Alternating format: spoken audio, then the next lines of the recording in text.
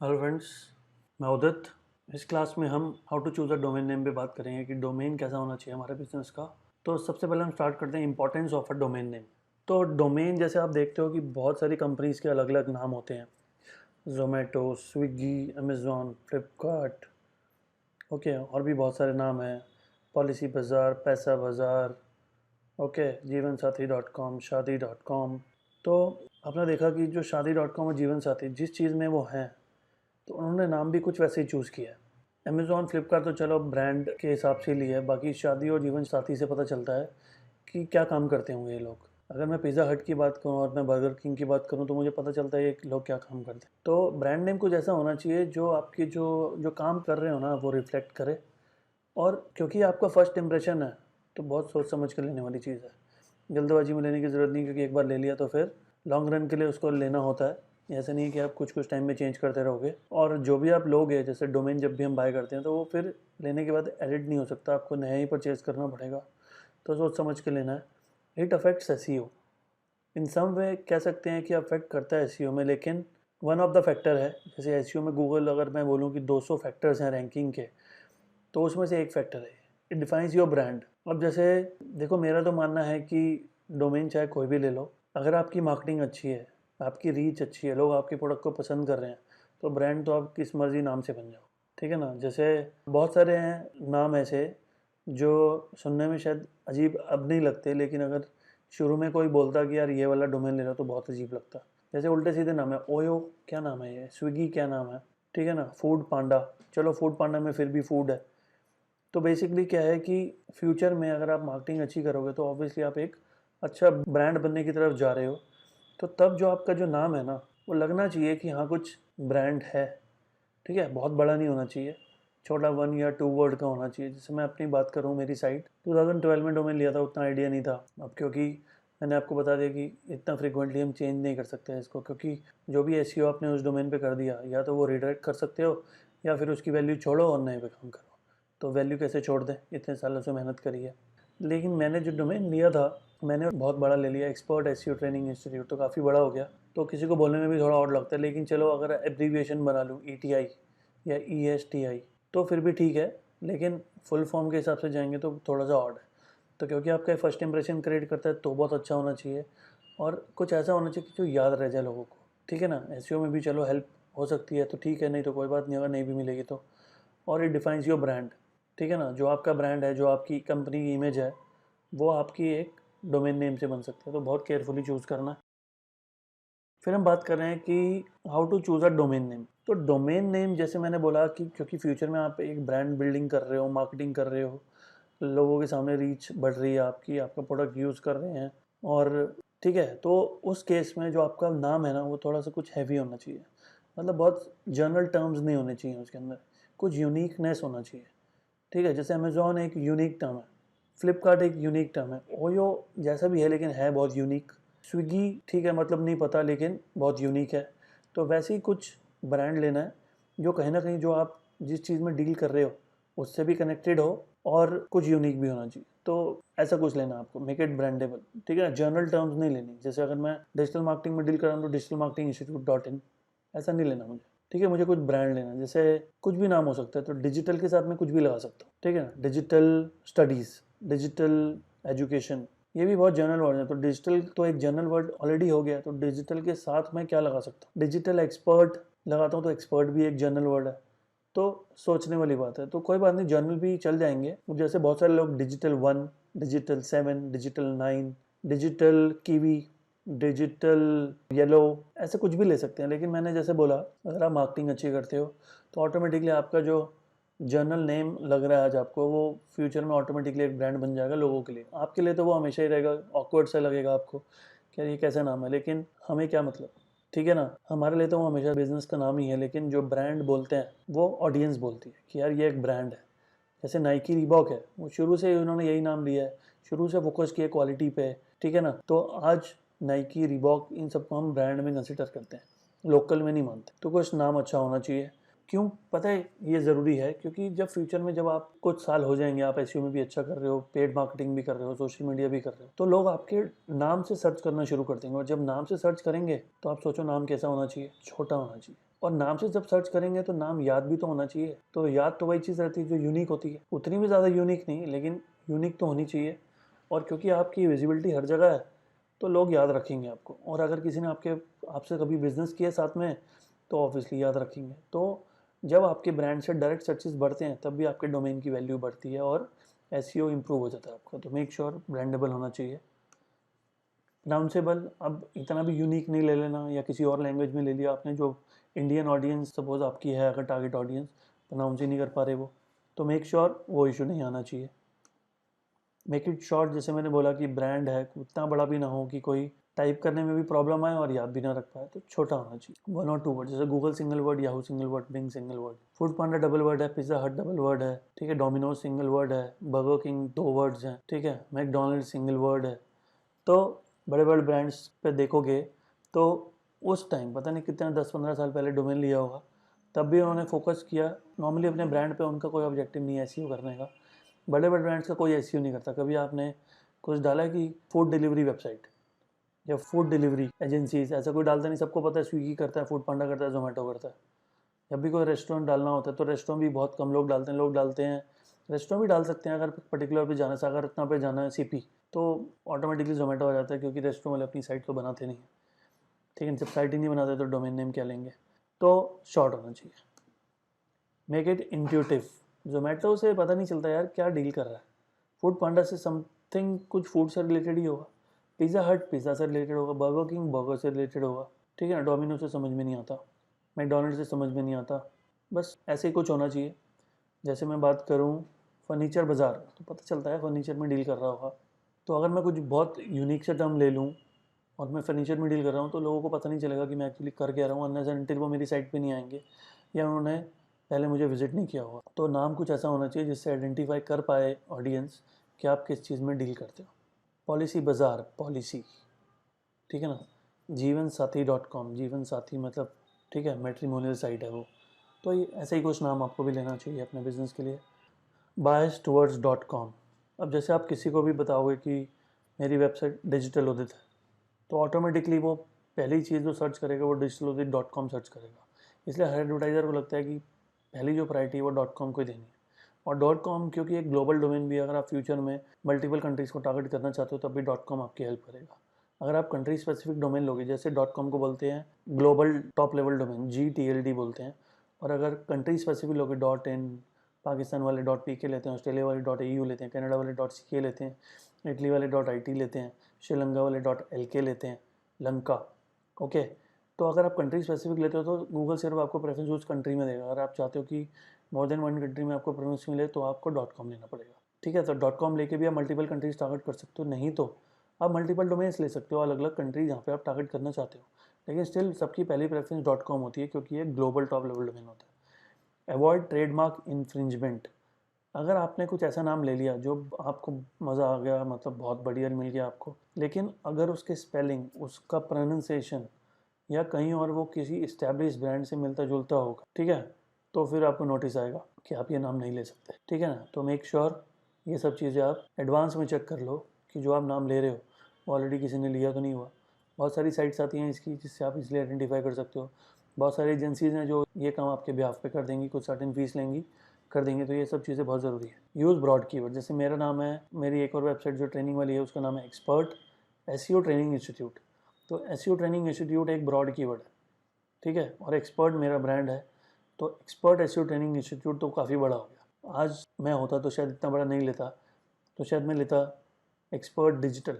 तो बहुत सारे लोग जो आज मार्केट में आ रहे हैं नए इंस्टीट्यूट्स वाले, वो सब कोशिश करते हैं कि डिजिटल वर्ड तो लें, लेकिन 2012 में डिजिटल उतना बूम पे नहीं था। नॉर्मली एसईओ, पीपीसी, ये सब चीज़ें, दो चीज़ें ज़्यादा चलती थी, तो डिजिटल का उतना बूम नहीं था। तो कुछ लोगों ने फ्यूचर में डिजिटल की वैल्यू बढ़ेगी उसके हिसाब से डिजिटल वर्ड इंक्लूड कर लिया, लेकिन मतलब मैंने इतना नहीं सोचा। तो मैंने, जिसमें मेरी एक्सपर्टीज़ थी एसईओ में, जो मैं शुरू से करता आ रहा था, कंपनी में भी मैंने किया, तो फिर मैंने अपने डोमेन में एसईओ इंक्लूड कर लिया। तो इसलिए डोमेन में मेरा है एक्सपर्ट एसईओ ट्रेनिंग इंस्टीट्यूट। और क्योंकि 4 वर्ड्स हो गए तो एक साथ लिखता तब भी प्रॉब्लम आती, तो फिर मैंने रीडेबल बनाने के लिए कि कोई भी पढ़े तो पढ़ पाए आराम से, तो बीच में डैश लगा दी, तो डैश लगा के और बड़ा हो गया। तो आज के टाइम के हिसाब से देखा जाए तो उतना प्रेफरेंस कोई नहीं देगा ऐसे डोमेन को। एक तो बड़ा भी है और हाइफन भी लगे, तो दो दो नेगेटिव पॉइंट है, लेकिन एसईओ में इसका कोई फर्क नहीं पड़ता। इट्स ओके टू अपेंड और मॉडिफाई। अब जैसे मैं बोल रहा हूँ ब्रांडेबल लो, तो आपको कुछ ब्रांडेबल समझ तो आगे लेना क्या है, लेकिन जब लेने गए तो मिला ही नहीं, तो क्या करोगे?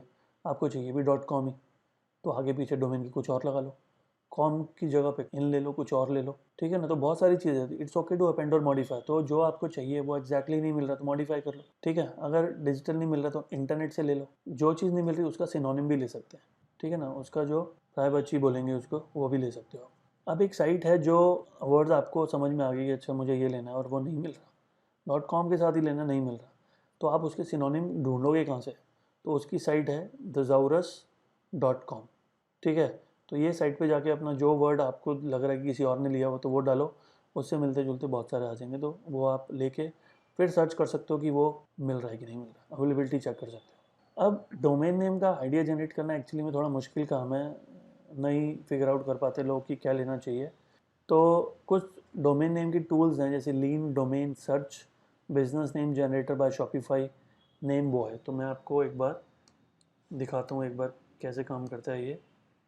तो lean boy domain search, lean domain search, तो name boy and business name generator by Shopify. तो यहाँ पे मैंने जो वर्ड मुझे चाहिए मेन डिजिटल वो लिखा और एंटर किया। सेम वे यहाँ पे मैंने नेम बॉय पे ओपन कर लिया, शॉपिफाई इसको ओपन कर लिया, नेम बॉय पे भी हम लिखते हैं डिजिटल।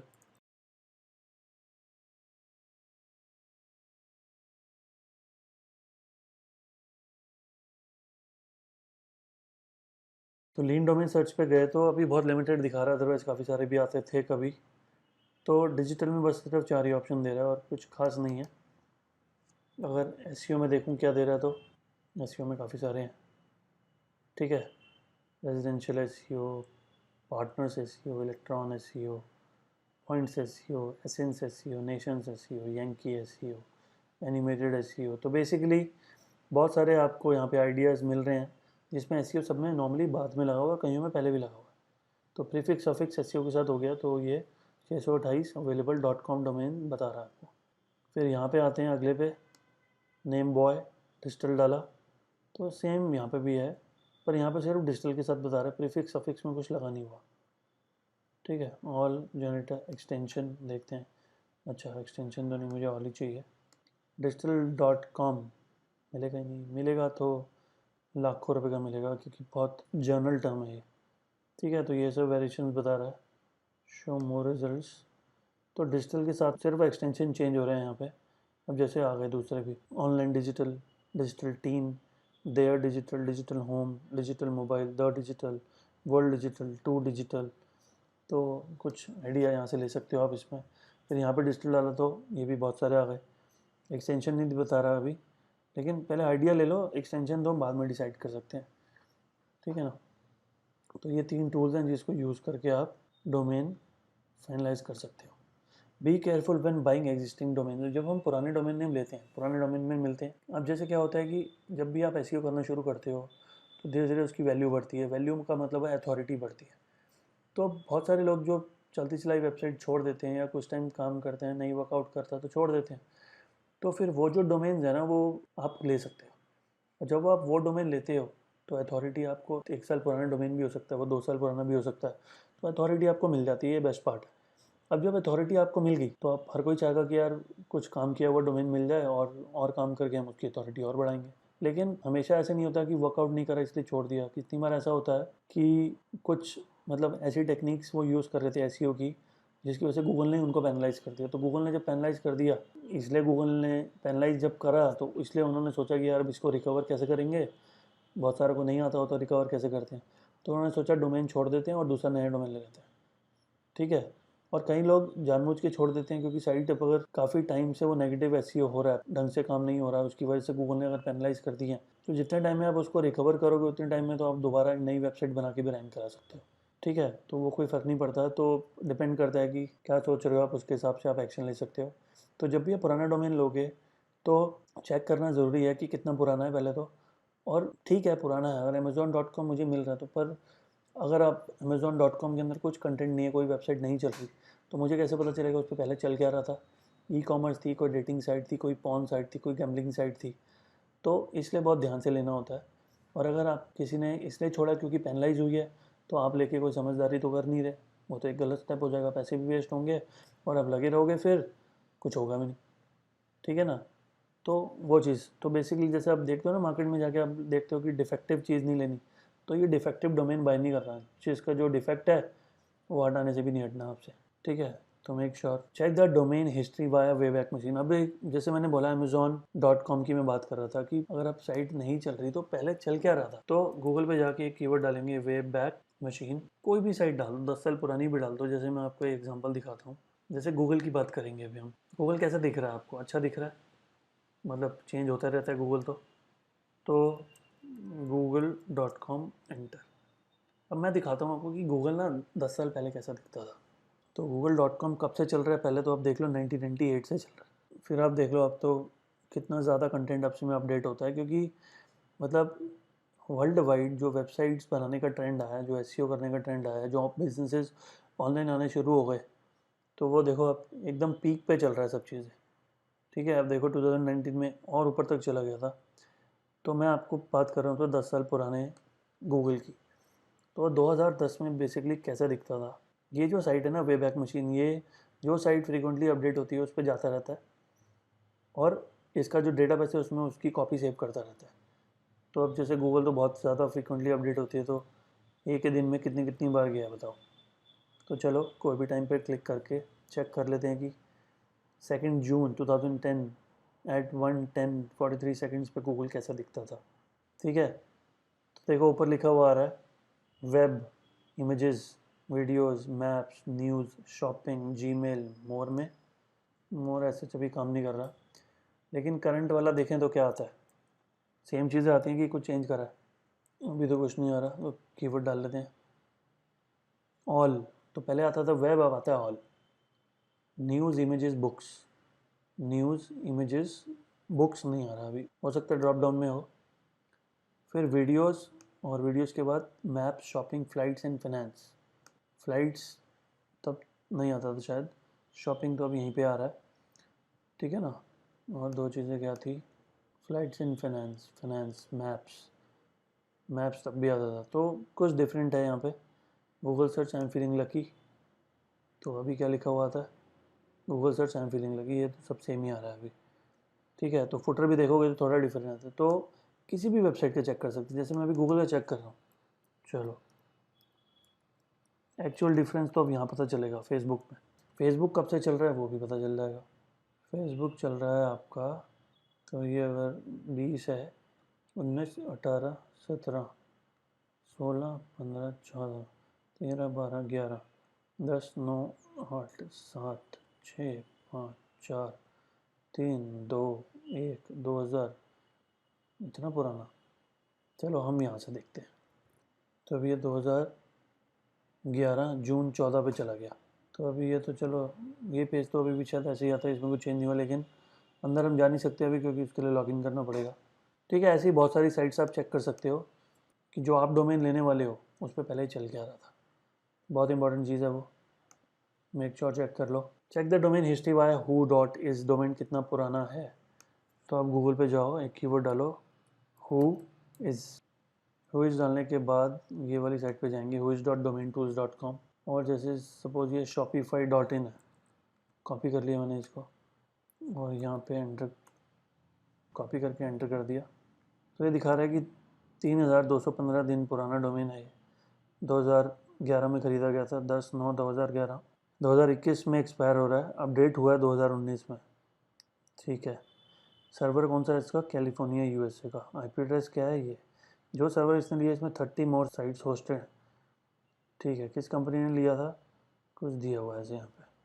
ठीक है, तो ये सब चीज़ें बता देगा डोमेन कितना पुराना है, वो सब चीज़ें तो बहुत इंपॉर्टेंट है, ये भी काम आती है। Always register your domain yourself. मतलब अब क्या होता है, मेरी वेबसाइट है, मैंने किसी और से बनवाई, डोमेन भी उसने ले लिया, होस्टिंग भी उसने ले ली, तो जब डोमेन लिया तो उसने अपनी डिटेल्स डाल दी। फर्स्ट टाइम ले रहा हूँ तो ट्रस्ट कर रहा हूँ, होस्टिंग भी उसी से ले लिया।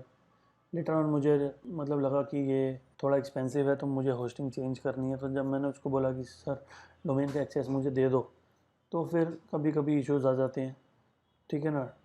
तो फिर वो प्रॉब्लम्स क्रिएट करते हैं। इसलिए डोमेन नेम जो है ना, वो आपके बिज़नेस का नाम, वो सिर्फ आपके पास उसका एक्सेस होना चाहिए, चाहे होस्टिंग का है या नहीं। होस्टिंग नहीं भी है तो चल जाता है, लेकिन डोमेन का एक्सेस सिर्फ आपके पास होना चाहिए, अदरवाइज फिर इश्यूज़ के लिए रेडी रहो। अब जो अगली बात कर रहे हैं, पहले हम अभी तक बात कर रहे थे how to choose a domain, अभी मैं बात कर रहा हूँ हाइफन्स। अगर डोमेन में कोई हाइफन लेता है तो वो सही है या नहीं है। जैसे मैंने लिया हुआ है तो मैं अपने बारे में बात करता हूँ। तो मान के चलो कि जैसे मुझे लेना है, कोई भी वर्ड ऐसा लेना है जो नहीं मिल रहा, नहीं मिल रहा, तो या तो मैं एक्सटेंशन चेंज करूँ, लेकिन मुझे लेना भी डॉट कॉम ही है। तो फिर मैं क्या कर सकता हूँ, उस अगर 2 वर्ड्स का है तो बीच में डैश लगा सकता हूँ, 3 वर्ड का है तो 2 बार डैश लगा सकता हूँ। तो अगर डोमेन अवेलेबल नहीं है जो आपको चाहिए तो फिर आप डैश लगा सकते हो। अब जैसे मैं अभी बताया था कि जैसे मैंने आपको बोला कि मेरी जो साइट है उसका नाम है डिजिटल उदित, मैंने तो आपको ऐसे बोल दिया, लेकिन जब आपने डिजिटल उदित डाला और चलो डॉट कॉम के साथ ही डाला, तब भी नहीं खुल रही, या किसी और की साइट पे चला गया। क्यों? क्योंकि मेरी साइट तो डिजिटल डैश उदित डॉट कॉम थी। तो या तो मुझे आपको ये बताना चाहिए था sir my website name is digital dash Udit dot com, तो मैंने सिंपल बोल दिया सर डिजिटल उदित डॉट कॉम है मेरी साइट। आपने सर्च किया, आप किसी और की वेबसाइट पे चलेगा, या ऐसी साइट पे जो थी नहीं, तो मेरी वेबसाइट पे जो ट्रैफिक आना था वो तो चला गया ना। तो ये एक नेगेटिव पॉइंट है इसका। कन्वीनियंस।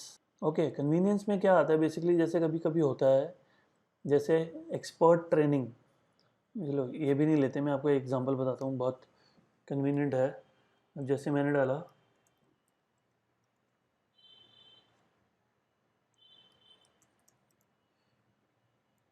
ठीक है, एक ये डोमेन है और दूसरा है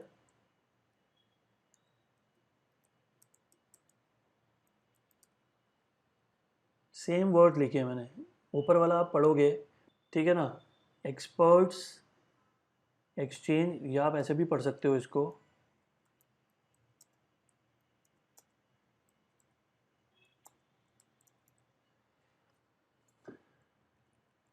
एक्सपर्ट सेक्स चेंज, ठीक है ना। तो कोई इसको ऐसे ना पढ़ ले, इसलिए हम जो एक्चुअल है वो दिखाने के लिए बीच में डैश लगा देंगे, एक्सपर्ट्स एक्सचेंज, ठीक है। तो कन्वीनियंस के लिए, जैसे कभी ऐसी प्रॉब्लम आती है, सिंगल भी मिल रहा है आपको, तो लेकिन आप लोगे तो उसके दो मतलब निकल सकते हैं, एक्सपर्ट्स एक्सचेंज या एक्सपर्ट्स एक्सचेंज। तो उस केस में फिर आपको डैश लगाना पड़ता है, अपनी कन्वीनियंस के लिए भी, यूज़र की कन्वीनियंस के लिए भी। हाइफन एंड स्पैम, कई लोग अब क्या करते हैं, जैसे पूरा का पूरा जो डोमेन होता है ना, उसमें पूरा कीवर्ड ले लेते हैं, जैसे best SEO, best dash SEO dash training dash institute dash in dash daily dot com या डॉट इन, जो भी ले लिया, तो वो बेसिकली फिर वो स्पैम में कंसिडर होता है। 3-4 से ज़्यादा हाइफन नहीं लगाने, ठीक है। एग्जैक्ट मैच डोमेन भी कभी कभी प्रॉब्लम करता है, एग्जैक्ट मैच डोमेन कभी कभी प्रॉब्लम करता है, तो इसलिए भी नहीं लेना। तो स्पैम नहीं करना बेसिकली, कुछ बहुत ही ज़्यादा, मतलब जैसे नहीं मिल रहा तो वो लगा लो, कन्वीनियंस का लगा लो, ज़बरदस्ती नहीं लेना।